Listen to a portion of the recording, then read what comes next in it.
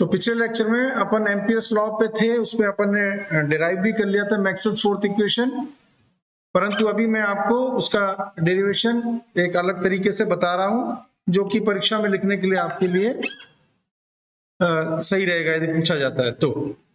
Okay,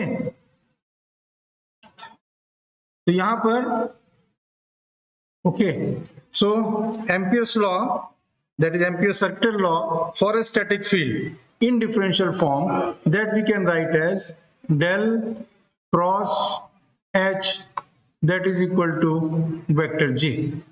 Okay, now we'll take the divergence on both the sides, so we get del dot del cross H, that will be equal to del dot J. Okay, so vector identity में आपने पढ़ा है कि कोई भी इस तरह का वेक्टर जो अपन लेफ्ट हैंड साइड में आ रहा है, तो किसी भी वेक्टर ए को यदि अपन ले लें तो अपन वेक्टर ए के लिए जानते हैं कि del dot del cross vector A is equal to 0। ये आपने पढ़ा है बीएससी फर्स्ट ईयर में इलेक्ट्रोमैग्नेटिज्म में। तो हमारा जो लेफ्ट हैंड साइड है यहाँ पर, that becomes 0 and therefore we get del dot J is equal to 0. So here our left hand side, that is del dot del cross H, that is equal to 0 because of this identity, and therefore we can write del dot J is equal to 0. Okay, अच्छा, अब जो equation of continuity है, मैंने आपको बताया था पिछले lectures में कि इक्वेशन ऑफ कंटिन्यूटी हमारी है del dot J is equal to minus delta rho V upon delta T, where rho V is your charge density, right? Charge per unit volume. ये हमारी कंटिन्यूटी इक्वेशन कहती है। Continuity equation कब आई थी? जब हमने कैपेसिटर को कंसीडर किया था कि जब कैपेसिटर के बीच में से कोई करंट फ्लो नहीं हो रहा है, तो वहां पे जब कंटिन्यूअस करंट हमको मिल रहा है तो वहां पर ये कंटिन्यूटी इक्वेशन आती है। ठीक है ना। अब यहां पर क्या है कि अब del dot J is equal to 0 है, ठीक है ना। और कंटिन्यूटी इक्वेशन क्या कहती है कि del dot J is equal to minus delta rho V upon delta T है। तो इसका मतलब क्या हुआ कि delta rho V upon delta T is equal to 0। Okay, तो इसका मतलब ये हो गया कि delta rho V upon delta T that is equal to 0। अब इसका मतलब क्या हुआ कि रो वी जो है that is constant with time, that means rho V the charge density that is not changing with time, right. Alright, तो जब चार्ज डेंसिटी टाइम के साथ चेंज नहीं हो रही, तो जब टाइम वेरिंग केस हमको लेना है, जो हमको मैक्सवेल्स इक्वेशंस में देखना है, तो टाइम वेरिंग केस लेने के लिए हमको कुछ इसमें क्या करना पड़ेगा, मॉडिफिकेशन करना पड़ेगा। तो उसके लिए मैक्सवेल ने क्या कहा कि ये सिर्फ यहाँ पर सिर्फ करंट डेंसिटी J ही नहीं लेनी है आपको, इसके साथ एक नई करंट डेंसिटी जोड़ देनी है JD, that is your displacement current density. तो यहाँ पर आपको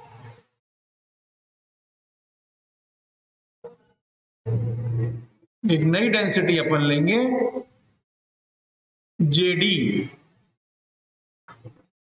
which is nothing but displacement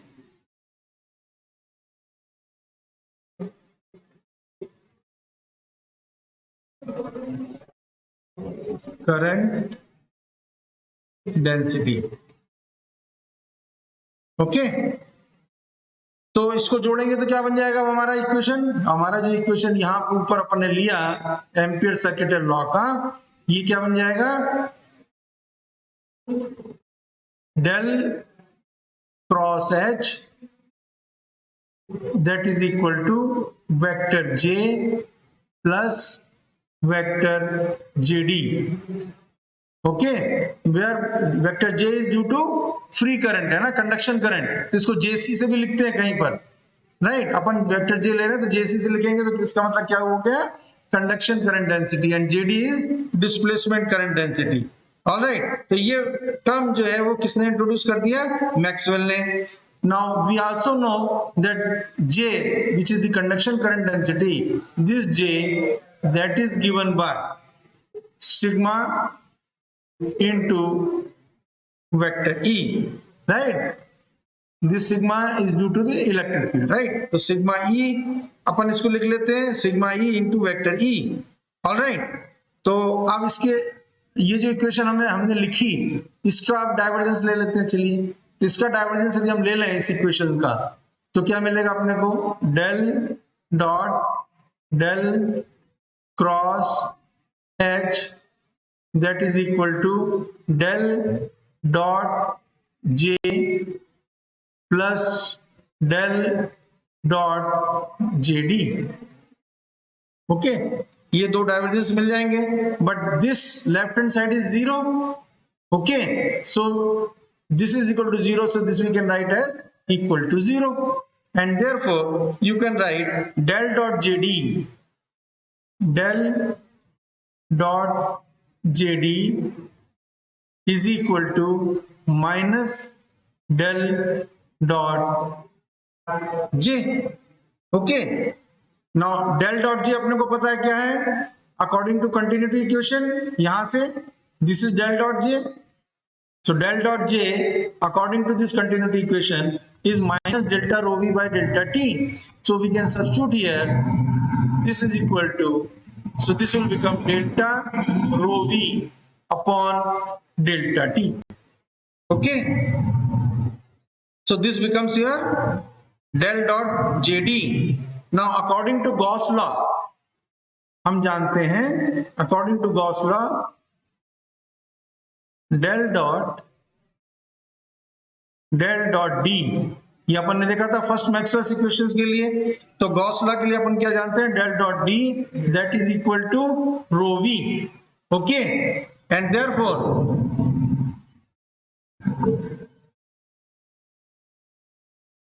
all right, and therefore delta by delta t, del dot D, that will become delta rho v by delta t. ये अपने को चाहिए delta rho v by delta t. That means for delta rho v by delta t we can write delta by delta t del dot D, or this we can write as del dot, क्योंकि del तो बदलेगा नहीं time के साथ, तो we can write this as del dot delta D upon delta t, that is equal to delta rho v upon delta t. All right, so del dot delta d upon delta t ये हो गया. तो अपना del dot JD है वो क्या हो जाएगा? This is also equal to delta rho v by delta t, that is also equal to del dot JD ऊपर जो अपन ने निकाला. Okay, and therefore we can write that JD that is equal to delta D upon delta t. Okay, so अब हमारी equation क्या बन गई? Ampere circuit law क्या बन गया? डेल क्रॉस H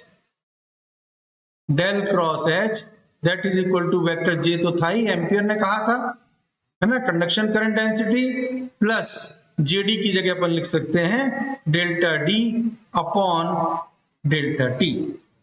ऑलराइट, ये इक्वेशन बन गई हमारी.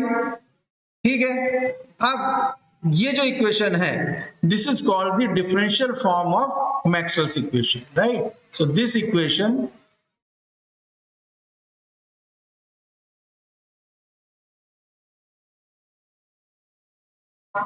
This is your differential form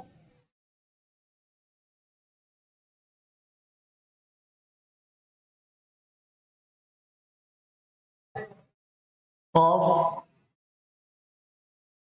Maxwell's equation. Okay, अब अपने को इंटीग्रल फॉर्म निकालना है, तो चलिए इंटीग्रल फॉर्म निकालते हैं. इंटीग्रल फॉर्म के लिए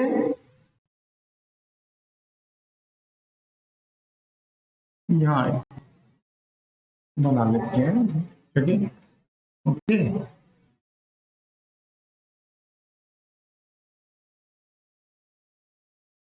ऑलराइट, तो इंटीग्रल फॉर्म निकालने के लिए अपन क्या करेंगे, यहां पर इंटीग्रेट कर देते हैं डेल क्रॉस एच को। ये जो इक्वेशन है मैक्सवेल की, इसको इंटीग्रेट कर दें, तो इंटीग्रल करने पर क्या मिलेगा अपने को, integral del cross H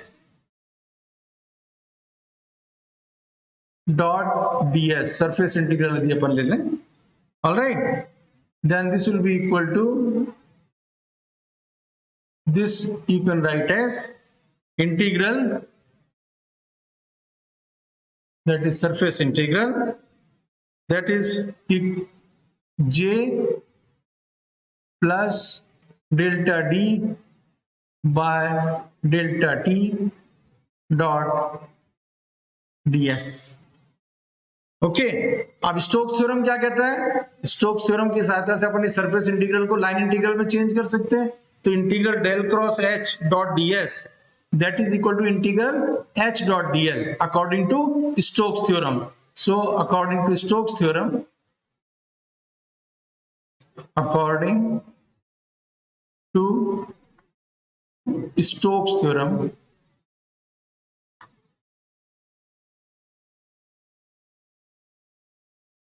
integral del cross H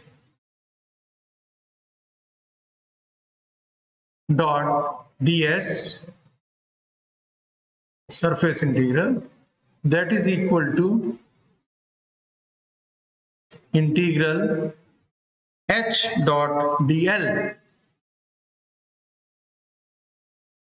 and this is your line integral, and therefore now our equation, Maxwell's equation in integral form, that we can write as integral h dot dl, which is a line integral। Course ये close कर में लेना अपने को, यहाँ पे ये ध्यान रखना है, integral H dot dl that is equal to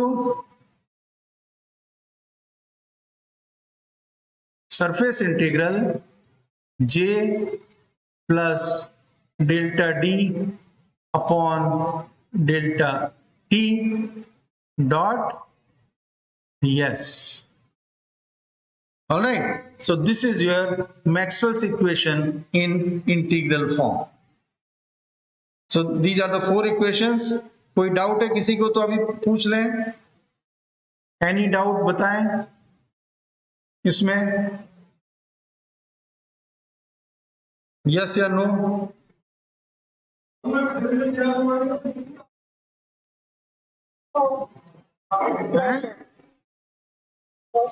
know, okay, all right, तो अपन आगे चलें फिर।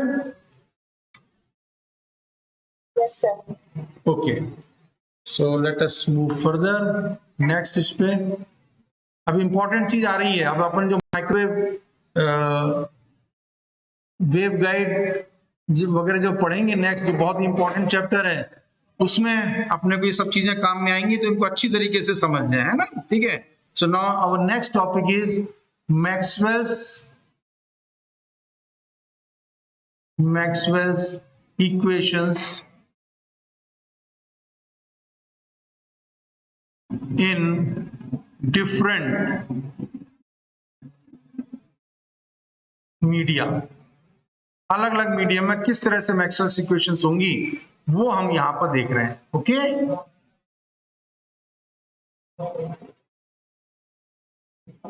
Maxwell's equations in different media।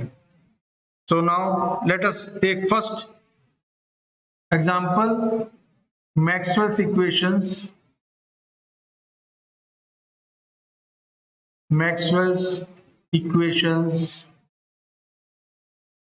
in free space। Maxwell's equations in free space। अब फ्री स्पेस के फीचर्स क्या होते हैं, what are the significant features of free space, let us note down them. पहला है फीचर्स क्या है, homogeneous everywhere, everywhere it is homogeneous, everywhere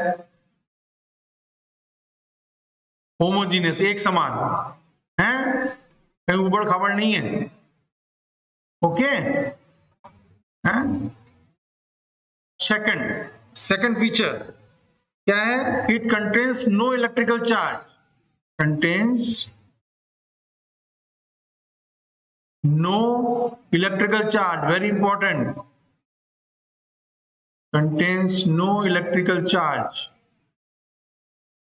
Okay, then holds no current, another feature, it holds no current. Okay, and infinite in all dimensions, है ना, कोई इसका आदि अंत नहीं है, infinite, infinite extent in all directions. तो इस तरह का हमारा क्या होता है?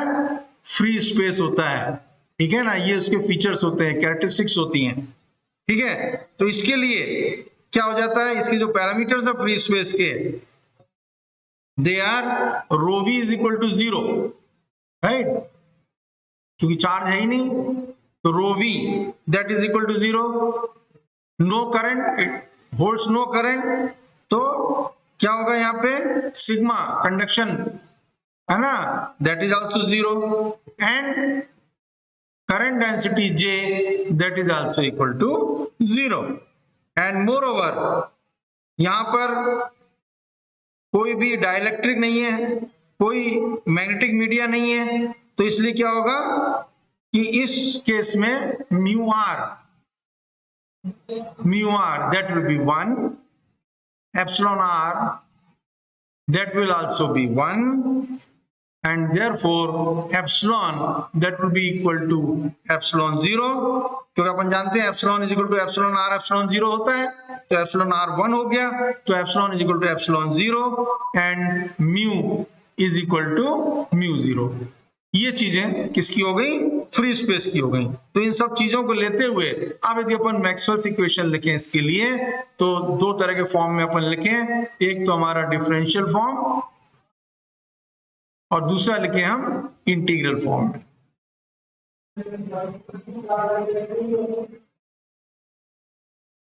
ओके, सो डिफरेंशियल फॉर्म में क्या हो जाएगा? डेल डॉट डी,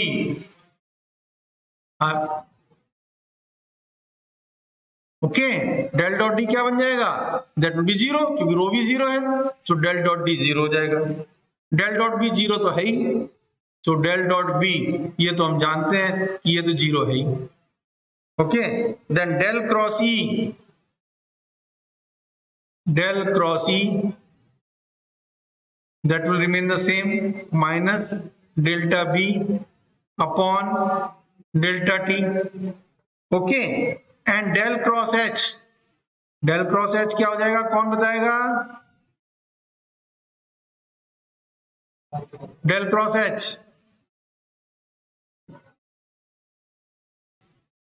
तो यहां पर क्या होगा? वेक्टर j तो 0 हो गया, and therefore your del cross h that will become delta d upon delta t, okay, and if you want to write in integral form, then now in integral form you can write this as integral d dot ds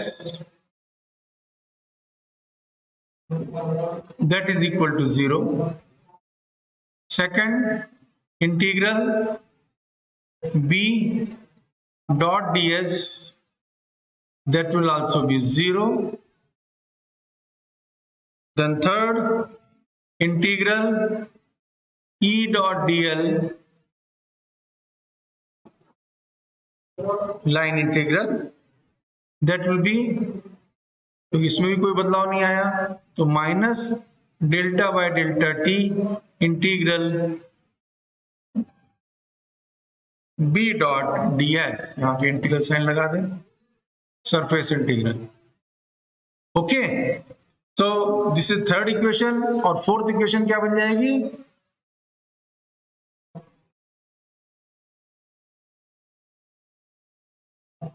fourth equation हमारी हो जाएगी integral h dot dl, है ना, integral h dot dl लिख लें, integral h dot dl line integral closed curve that is equal to delta by delta t integral surface integral d dot ds. Okay, so these will be our Maxwell's equations in free space. कोई doubt इसमें किसी को कोई doubt? जवाब दे दिया करो भाई, ये तो ऐसा लगता है सो गए। ओके, तो चलें आगे। ये तो हमने देख लिया Maxwell's equations in free space. Now let us see Maxwell's equations for good conductors, है ना। गुड कंडक्टर्स में क्या होगा वो देखें। तो आवर सेकंड टॉपिक अपन देखें,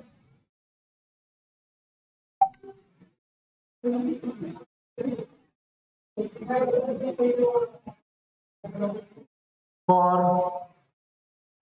good conductors.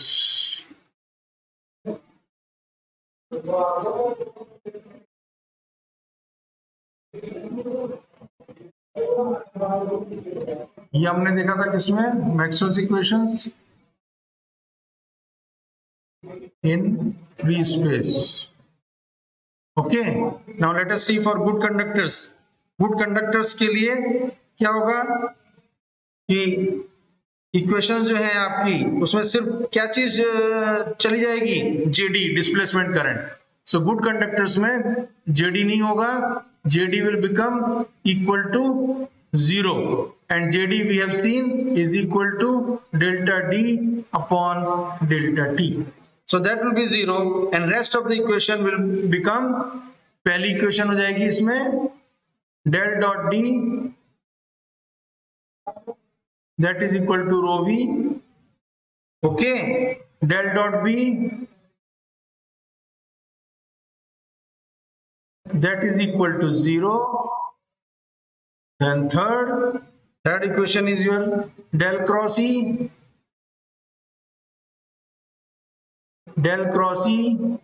that is equal to minus delta b upon delta t, and fourth equation जैसी पहली थी, डिस्प्लेसमेंट करंट इसमें नहीं होगा, del cross H is equal to vector J. So that will be your equation, Maxwell's equations for good conductor. Similarly you can write for integral forms. And now let us see for non conducting medium, Maxwell's equation for तीसरा, for non conducting और lossless non conducting medium है। Okay, तो for non conducting medium उसमें क्या है, जो current density है और charge density they are 0, non conducting medium, ठीक है ना, कंडक्टिंग ही नहीं है, तो इसलिए current density J will be 0 and charge density rho that is also equal to 0। और उस कारण से मैक्सवेल्स इक्वेशन क्या हो जाएंगी इसके लिए हो जाएगी del dot D that will become equal to 0। Second equation is your del dot B that is equal to 0 and then del cross E is equal to minus delta B upon delta T, ये वैसी रहेगी। और चौथी equation हो जाएगी हमारी del cross H. अब यहां से जे चला गया तो क्या बचा, delta D upon delta T. So these will be the equations in non conducting medium और लॉसलेस मीडियम, ये अपन कहते हैं, राइट। एनी डाउट यहां तक किसी तरह का? ओके, तो अब अपन नेक्स्ट टॉपिक पे चलें, बहुत ही important topic, right, that is wave equations. और इन वेव इक्वेशंस को अपन यूज करेंगे वेव गाइड में, पूरे उसमें चलेगा ये। तो ये वेव इक्वेशंस आपको अच्छी तरह से इनको देख लेते हैं, समझ लेते हैं, ठीक है। ऑल राइट, तो यहां पर अब आ रहे हैं अपन नेक्स्ट टॉपिक हमारा, दैट इज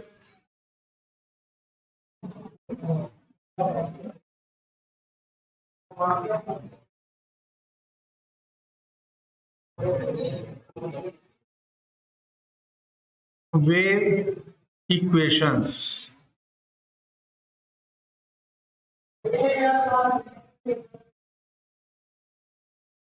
ओके, तो सबसे आसान वेव जो आप जानते हैं that is your sinusoidal wave, sine waves, जिसको कि आपने पढ़ा भी है कि साइन और कॉस के रूप में अपन इसको जो है y is equal to sine omega T minus K X, इस तरह से अपन इसको लिखते भी हैं, है ना। y जहां पर ये है इस डायरेक्शन में और ये x डायरेक्शन है आपका, this is your y direction, then we write displacement in the y direction because it is a transverse wave, so y is equal to some constant लिया, मान लीजिए y0 sin omega T minus K x, या कोई लिख देते हैं के x minus omega T, okay, या omega T plus minus K x, that will depend, क्योंकि माइनस साइन कब आता है जब वेव पॉजिटिव एक्स डायरेक्शन में जाती है, और प्लस साइन आता है जब वेव निगेटिव एक्स डायरेक्शन में जाती है। तो इस तरह से ये आपने पढ़ा हुआ है। अब अपन इसको इस थोड़ा सा जनरल फॉर्म में लेंगे,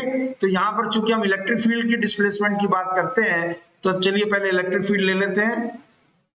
सो अपन इसको लिखते हैं इस तरह से कि इलेक्ट्रिक फील्ड E है ना, that is equal to, because this is changing electric field and that is changing with time, पहले ले लेंगे फिर डिस्टेंस ले लेंगे, तो E is equal to E0 e to the power j omega t, alright, where omega is 2 pi f,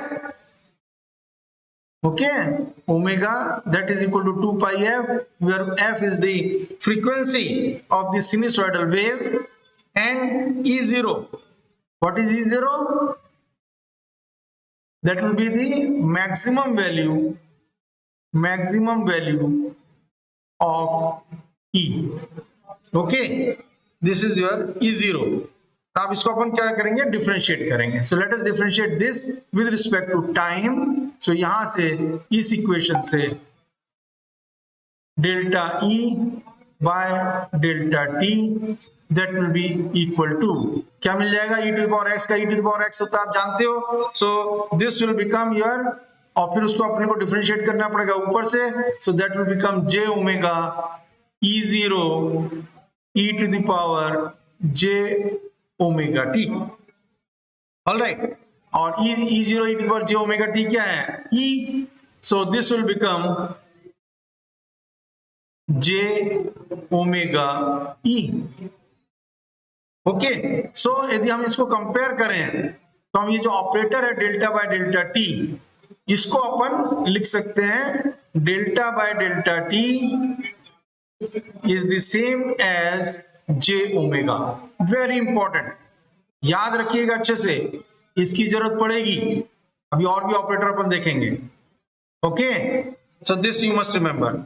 अब इसको फिर से डिफरेंशिएट कर देते हैं, हमारी जो इक्वेशन आई है इसको फिर से डिफरेंशिएट कर देते हैं with respect to time, then we will get delta square E by delta T square, that will be equal to again J omega, एक और आ जाएगा, ठीक है ना, तो क्या हो जाएगा, जे इंटू जे, माइनस हो गया, जे स्क्वायर हो गया minus, so we can write this as minus omega square, right, E, okay, that will become minus omega square E, क्योंकि E0 e to the power j omega t फिर से मिलेगा, तो ये बन जाएगा minus omega square E, and therefore we can write another operator, यहाँ पे अपन डिफाइन करते हैं, क्या होगा another operator, that will be delta square by delta T square, that is nothing but minus omega square. इनका बहुत ज्यादा यूज करेंगे हम पूरी जब तक वेव गाइड पढ़ेंगे, ठीक है, तो ये दूसरा हमें मिल गया। अब अपन चले कि मान लीजिए हम एक मीडियम ले रहे हैं जो कि क्या है, it has no free charge and is also non conducting. So अब अपन मीडियम ले रहे हैं,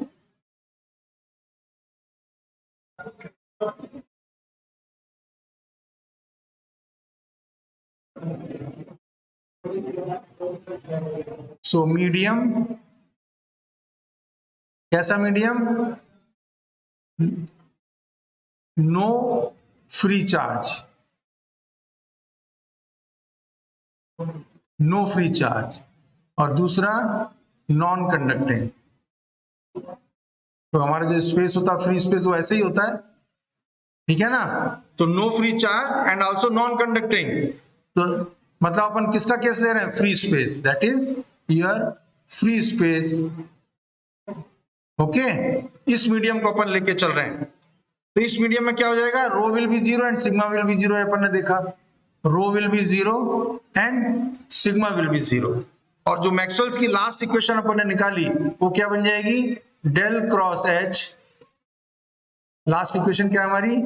जे plus delta D upon delta T. Okay, now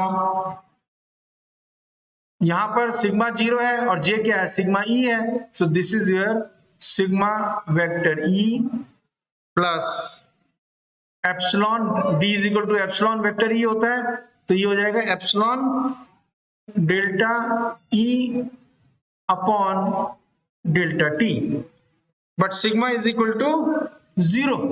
Okay, and therefore del cross H we will get as epsilon delta E upon delta T. अब delta by delta T अभी just अपन ने define किया। Delta by delta T क्या है? जे omega है। यहां से भी अपन देखें, this is delta by delta T, that is J omega. So we can write this as del cross H that is equal to j omega epsilon vector E. Okay, so very important. All right, then we come to Maxwell's third equation. Third equation में अपन ने क्या देखा था? del cross E that is equal to minus delta B upon delta t. Okay, now b is equal to mu h अपन जानते हैं, तो this we can write as minus delta by delta t of mu h। ठीक है, now delta by delta t की जगह अपन क्या लिखेंगे? अपन लिख देंगे, क्या निकाला? j omega. Okay, so this will become minus j omega mu vector h. All right, so your del cross E becomes equal to minus j omega mu into vector h. अब इसका कर्ल ले लेते हैं, ठीक है। तो इसका curl निकालें, तो ये हो जाएगा del cross E. Okay, that will become equal to del cross minus क्या निकाला था अपन ने? j omega mu vector h. Okay, so this we can write as equal to minus j omega mu into del cross h. All right, अब del cross H भी अपन ने निकाला। डेल क्रॉस एच क्या निकाला? J omega epsilon vector E. So we can write this as minus J omega mu. पिछले अभी थोड़ी सी देर पहले निकाला अपन ने del cross H. Del cross H ये क्या निकाला हमने? J omega epsilon, J omega epsilon vector E. So we get here क्या मिल जाएगा? Omega square mu epsilon. Okay, omega square mu epsilon vector ई, क्योंकि जे स्क्वायर माइनस वन हो गया, माइनस माइनस प्लस बन गया। So this is your del cross E. अब चलिए डेल क्रॉस ई को थोड़ा सा एक्सपांड कर लेते हैं। So del cross E, A cross B cross C आपने पढ़ा था। This we can write as del dot E minus del dot del E. तो डेल डॉट डेल ई क्या हो जाएगा? Del square E. So this will be del square vector E. Alright, so ये क्या निकाला अपन, omega square mu epsilon vector E. So we can write this as equal to omega square mu epsilon vector E. Alright, so this is your equation for del। ये निकाली। अब अपन यहां पर ये देखें कि जो डेल डॉट ई है ना, that is your zero. Okay, जो हमने कंडीशन ली है उसके हिसाब से डेल डॉट ई जो है that is your zero. So del dot E that is equal to zero and therefore we are left with del square E, a very important expression, is equal to omega square mu epsilon, del square E is equal to omega square mu epsilon, minus sign और आएगा, minus छूट गया, minus omega square mu epsilon vector E. So this is a very important equation. Okay, and similarly जैसे हमने vector E के लिए निकाला वैसे अपन वेक्टर एच के लिए निकाल सकते हैं। And we can write del square H is equal to minus omega square mu epsilon vector H. Okay, ये दो इक्वेशन अपने को मिल गई, इनका बहुत इस्तेमाल होगा, ये ध्यान में रखिएगा। ऑलराइट, अच्छा थोड़ा सा और रह गया, उसको कर ले तब अपने इक्वेशन कंप्लीट हो जाएगी। अब हमारे पास ये दो इक्वेशन आ गई, ठीक है। अब इसको अपन क्या है, ओमेगा स्क्वायर अभी अपन ने देखा था, ओमेगा स्क्वायर को अपन क्या लिख सकते हैं, ओमेगा स्क्वायर को लिख सकते हैं delta square by delta T square. Okay, so now let us write again this as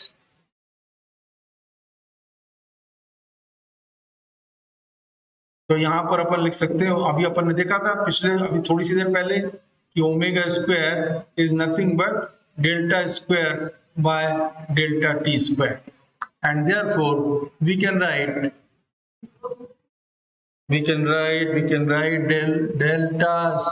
del square vector E that is equal to mu epsilon delta square E by delta t square, and del square H that is equal to mu epsilon delta square H by delta t square। अच्छी तरीके से इनको याद कर लीजिएगा, है ना, important expressions. Then now थोड़ा सा और 5 मिनट का और अभी ले लें कि अब अपने को मालूम है म्यू एप्सिलॉन अपन लिख सकते हैं mu zero mu R into epsilon zero epsilon R. So this becomes mu r is equal to 1, epsilon r is equal to 1. So this becomes mu 0 epsilon 0.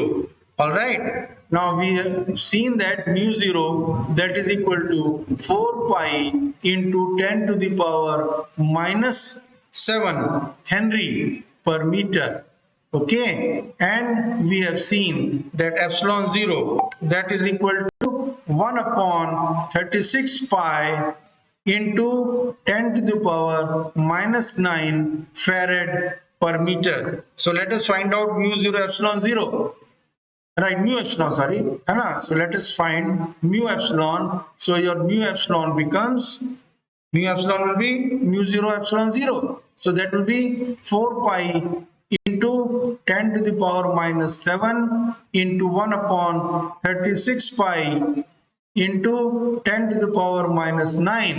अब इसको कैलकुलेट करो तो आपको मिल जाएगा, क्या मिल जाएगा, सीधा सीधा है, पाई पाई कट गया, 4 नाम 36। So this will be 1 upon 9 into 10 to the power 16, 9 7 16 हो गए, तो 1 upon 9 into 10 to the power 16। और दिस इज नथिंग बट क्या, कोई भी किसी को अंदाज लग रहा है क्या है ये, 1 upon 3 into 10 to the power 8 square, और this is nothing but 1 upon c square है। कितना interesting.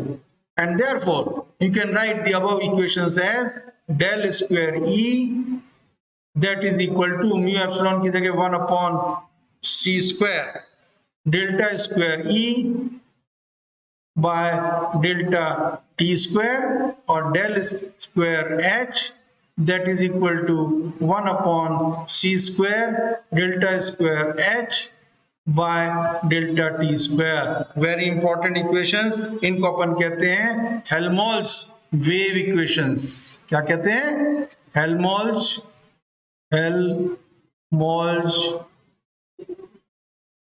wave equations. So these two equations are Helmholtz wave equations, right? एक तो आपकी ये वाली इक्वेशन और एक आपकी ये equation. So these are Helmholtz wave equation. Okay, so this is all for today. थोड़ा सा और रह गया है, वो अपन अब कल के लेक्चर में देखेंगे और उसके बाद फिर हमारा नेक्स्ट चैप्टर शुरू हो जाएगा वेव गाइड का. अब यदि किसी को कोई प्रॉब्लम है तो वो आप पूछ सकते हो. anyone having any problem in this? No, sir. Clear हो गया सब कुछ बेटा? Yes, sir. Okay then we will meet tomorrow.